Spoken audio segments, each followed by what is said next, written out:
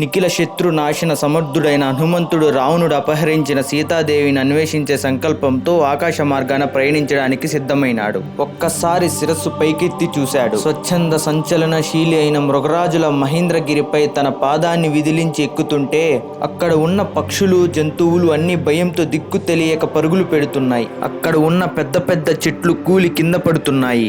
మహేంద్రగిరిపై హనుమంతుడు సరోవరంలో మత్త గజంలా కనిపిస్తున్నాడు. తూర్పుగా తిరిగి సూర్యుడికి ఇంద్రుడికి పంచభూతాలకి నమస్కరించి తన జన్మకు కారకుడైన వాయుదేవుడికి అభివాదం చేశాడు. ఒళ్ళు విరిచి తన దేహాన్ని సాగదీశాడు. తన పాదాన్ని నేలకు అదిమి పట్టాడు.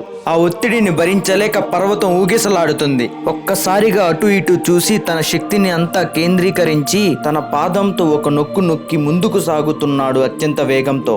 ఆ వేగానికి కొండ మీద చెట్లు సముద్రంలో పడుతున్నాయి. హనుమంతుని వేగానికి సముద్రం ఉప్పొంగుతుంది.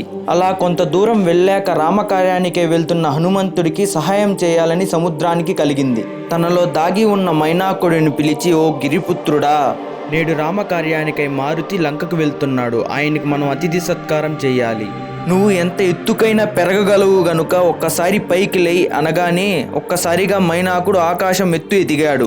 అప్పుడు హనుమంతుడికి అడ్డుగా నిలబడి ఆతిథ్యం స్వీకరించమని కోరగా అప్పుడు హనుమంతుడు, నేను రామకార్యానికై వెళ్తున్నాను, సమయం లేదు అని కృతజ్ఞతలు తెలిపి బయలుదేరుతాడు. అలా ముందుకు సాగుతూ ఉండగా హనుమంతుని శక్తి సామర్థ్యాలు తెలుసుకోవడానికి దేవతలు సురసను పంపారు. ఆమె హనుమంతుడికి అడ్డుగా నిలబడి, ఓ వానరుడా, ఈ రోజు నువ్వు నాకు ఆహారం కావాలి అనగా అప్పుడు హనుమంతుడు, అమ్మా, నేను దాసరిది అయిన రాముడి కార్యానికే వెళ్తున్నాను.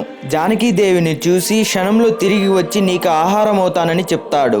అప్పుడు తను ఒప్పుకోక నా ఉదరంలోకి రా అని చెప్తుంది. అప్పుడు హనుమంతుడు తన శరీరాన్ని పెంచాడు. సురస కూడా తన నోరును పెద్దగా చేస్తుంది. ఒక్కసారిగా హనుమంతుడు బొట్టన వేలంత చిన్నగా మారి నోటిలోకి ప్రవేశించి నోరు మూసేలోపు బయటికి వస్తాడు.